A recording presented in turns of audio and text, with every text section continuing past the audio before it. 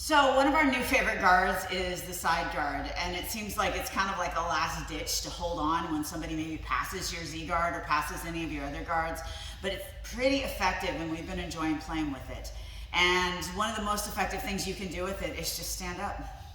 Now when I first get into my side guard, I like to have a base on the frame, but very quickly I need to wrap him and grab his head, because the first thing that he wants to do is sit up and either back out, or maybe he's gonna smash this down, and now he's looking more like side control than in my side guard.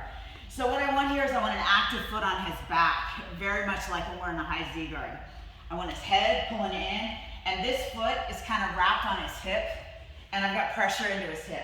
I'm also gonna monkey grip his tricep here, and that's gonna give me really good control so that he can't squish in and he can't push out. And this is very, very frustrating if you can get this guard sunk in. Again, you want to be very mindful not to let this knee get lazy. So what are we going to do from side guard? Well, today we're going to stand up. So what I want to do, first of all, pretty much no matter where I'm trying to move, once I've established this position, is to lift this up. So I'm pulling his head down and kicking his arm up. This is really uncomfortable for him. So from here, when I want to stand up, the first thing I can do is I'm going to release his head. I'm going to move around and push him in the shoulder. And I'm going to sit up kind of almost in a sitting guard here. From here, I'm gonna put my hand on the mat, and I can either hop up, or if I'm moving a little slower at the end of a round, I can just step here and step up. It's really hard for him to follow me because I've got the stiff arm there and he doesn't have any control over me. So my second option is gonna start out the same. I wanna put a little pressure here, but now what I'm gonna do, instead of kicking him in this arm, when I push his head down, I'm gonna kick him with my shin here. And that's gonna push him back. Now I'm gonna do the same thing. I'm gonna push, I'm gonna sit my butt out just a little bit, keeping this pressure on his head. I'm gonna stand up.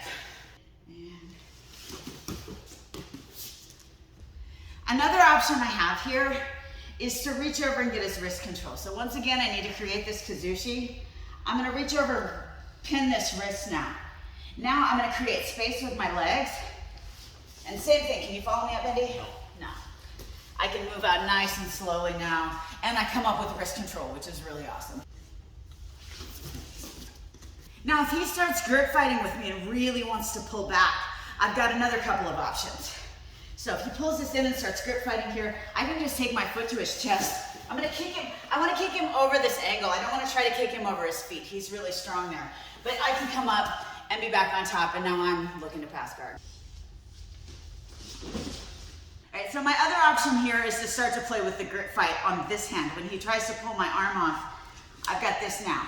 So now I can push it across his body. I can come through all of that again, and I can stand up.